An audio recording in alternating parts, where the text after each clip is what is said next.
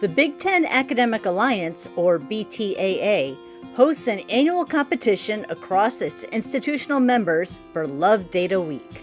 For 2027, the BTAA selected NCAA women's basketball as the featured data set for the Data Viz Championship. I'm a lifelong basketball fan, even born in the city where the sport of basketball was invented. I couldn't be more thrilled with putting the spotlight on this women's collegiate sport. I knew immediately which fabrics I would use to quilt my entry, which is not where I usually start with constructing a data visualization. So let me go back in time to where this story starts. I'm a marine geologist, and in 2022, I boarded a scientific research vessel in Cape Town, South Africa. For 2 months, myself and a group of scientists from across the globe were in the South Atlantic Ocean to sample deep-sea material.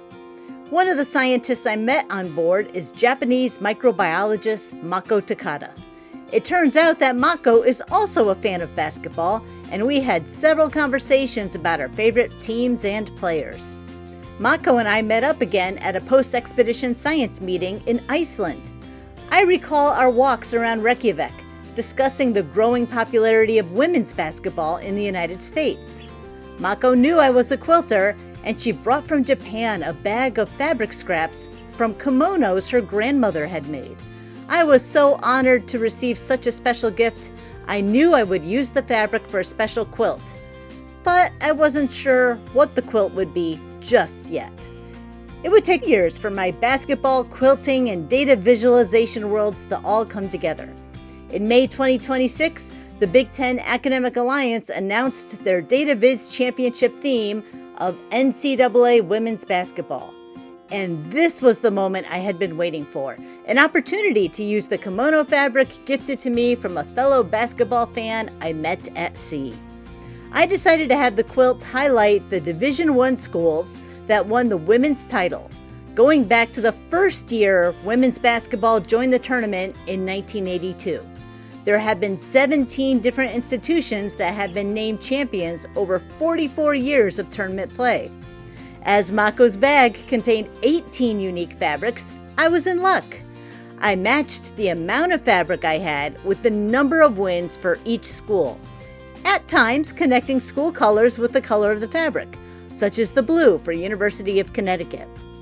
The squares are arranged starting in the upper left corner for 1982's winner, Louisiana Tech, then continuing across the row with 1983, 1984, and then moving down each row and across until you see UCLA as the 2026 champions in the lower right. I made the quilt to look like a basketball court, orienting the quilt horizontally with 2 baskets on either end. Instead of a team logo in the center, I found a fabric with the outline of a female basketball player. The wood-paneled fabric around the border is perfect for representing the floor of the court. Although the kimono fabric is not a quilting fabric, it was absolutely the right fabric to use at the right time. In the end, it is important to remember that sometimes the quilt isn't just about design or fabric selection or the data it contains, that the story behind the quilt is just as important.